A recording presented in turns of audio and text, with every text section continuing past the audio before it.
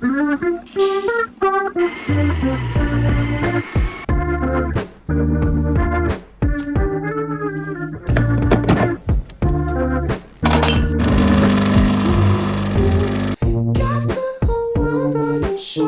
朋友前段时间给我寄来了这个极光杯，我觉得还挺好看的。那转眼就到了2023年的下半年了。下半年呢，我感觉肉眼可见的关于苹果这些新产品的消息好像少了很多，这应该跟之前库克在苹果内部抓内鬼的事情有关吧。在 Mac Rumors 的论坛里，苹果内部被抓的人的哥哥在与大家做最后的告别。被抓的人是他的妹妹，而且看起来似乎并不知道自己和哥哥分享的苹果内部的资料被拿去公开分享了，而且两个人都将要面临指控。挺讽刺的就是他在告别的开头说不能分享太多相关的细节，但是最后又说我好像又分享了太多的细节了。人都被逮住了，这哥们还要来论坛做个最后告别，我真是遇得到。所以线人被抓到之后，相关的消息也变少了，然后即使还有剩下的会给外部发一些消息的人，可能这段时间也不太敢那么嚣张的往外面传消息了。所以我是觉得新的消息相对来说是少了很多，然后翻来覆去就是差不多的内容。但是呢，最近还是有很多朋友会很关心到底下半年苹果会发哪些新产品，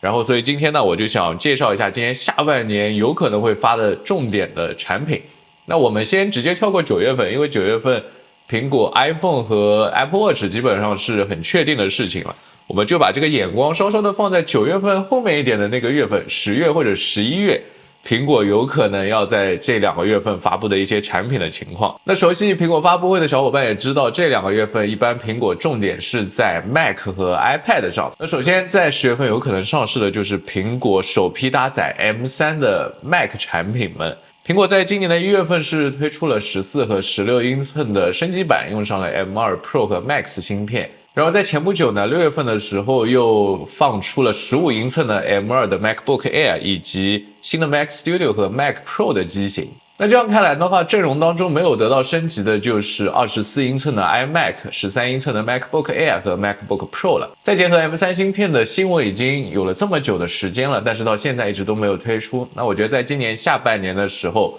把 M3 和新的这些没有更新的 Mac 机型一起推出是一个很合理的时间线。那 M3 芯片到底会给我们带来什么呢？大家一直在不停的提它，其实主要是因为它用上了3纳米工艺。那这3纳米的技术呢，是苹果自2020年以来最大的一次芯片上性能和效率的飞跃。3纳米的技术可以使芯片的功耗降低，同时还提供了更好的性能，这可以说就是一个双赢了，又降低能耗，然后又提高效率，所以很多人都期盼着可以用上这个新的芯片。其实我自己也是一样，苹果之前出15英寸 MacBook Air 的时候，我是非常希望它能够用上 M3 芯片的，就是希望能用上最新最好的技术。但是很可惜，苹果在推出15英寸的时候用的还是 M2 的芯片，但我们最后还是买了，因为确实是需要嘛。不过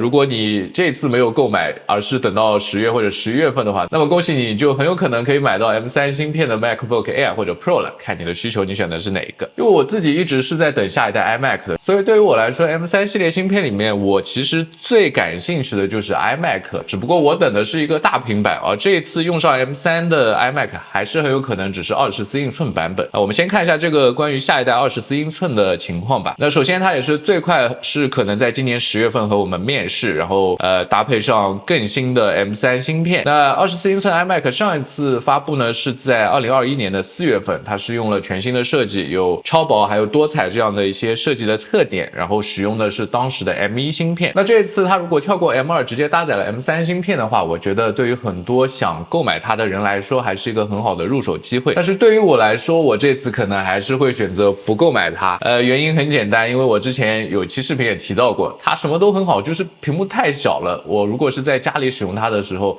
我还是更希望它能够有一个大屏幕，就是和现在和之前已经停产的27英寸的那个屏幕，或者比那个更大当然最好。所以现在有一个关于大屏 iMac 的新闻，就让我更加期待后面它是不是会用上大屏了。这个消息就是苹果正在开发一款配备了更大32英寸显示屏的 iMac， 但它还处于比较早期的开发阶段，可能要到2024年底或者2025年才会推出。那32英寸的屏幕也会让它成为苹果迄今为止最大显示屏的 iMac。如果苹果真的出了这台电脑，那我应该会把我现在的27英寸的 iMac 给换掉，因为尽管现在这台电脑用起来也还不错，但是自从苹果出了M 系列芯片之后，我那台英特尔芯片的27英寸 iMac 就越来越卡了。在使用 Final Cut Pro 的时候，我也是觉得很郁闷，因为我给它内存是升级到了72GB 的，然后处理器等等也都是选的比较好的配置了，但是在剪视频的时候，它就会，特别是渲染的时候，它就会卡得很厉害，所以就让我觉得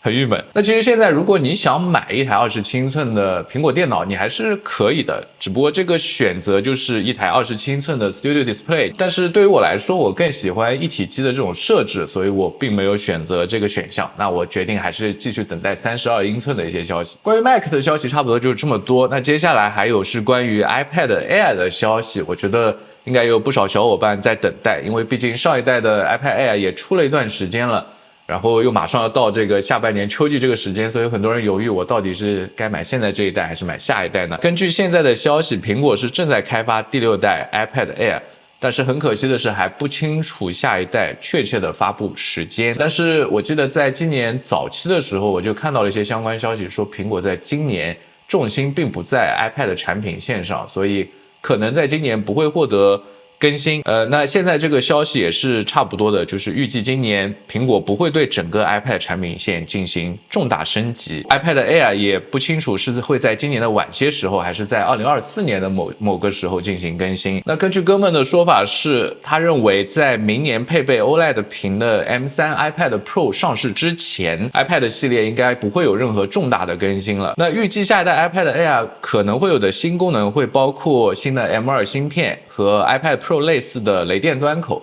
以及与第10代 iPad 类似的水平前置摄像头，还有一些更多的新颜色选择。所以我觉得如果你在考虑 iPad Air 的话，反正都已经到这个时候了，我建议你可以再多等一等，等到下半年秋季的时候，到底是不是会有新的一代发布，发布了你可以再选择购买，如果没有发布，那你就可能可以想着购买现有的这一代 iPad Air 了。因为毕竟苹果如果在下半年出了 M3 的话，那 M2 顺势上到 iPad Air 上也是一个比较合理的选择。那以上就是今天视频给大家带来关于 M3 Mac 以及 M2 iPad Air 的一些消息。那今天的视频就到这里，我们下视频再见，拜拜。亲爱的小天同学，希望你在未来可以做自己热爱的工作，过自己喜欢的生活。谢谢你，小钱同学。这个卡片我给它收好，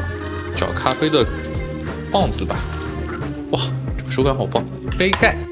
这个很棒，盖在杯子上面，适用的温度是40到240度。这是另外一个杯盖，红颜色的，手感都很好，然后设计的样子也很好看。这是这应该是杯垫吧？我感觉是杯垫，木头的杯垫。光面极光白，直筒绿，直筒黑，光面极光黑，光面珍藏红。我以为它就系一个杯子，没想到是系了5个杯子。好有质感，在手里面沉甸甸的，金色的这种巴内饰在上面。极光杯吧，这个效果我是不太知道怎么做出来的。这个红色造型其实是跟这个极光白色极光杯一样，只是颜色不同。直筒黑，我最喜欢这个黑色配金色。极光黑，我感觉极光白要更好看一点，对我来说。好了，开箱完了。这是这次小钱同学给我寄的所有的东西，真的非常感谢，太有心了。那就这样，拜拜。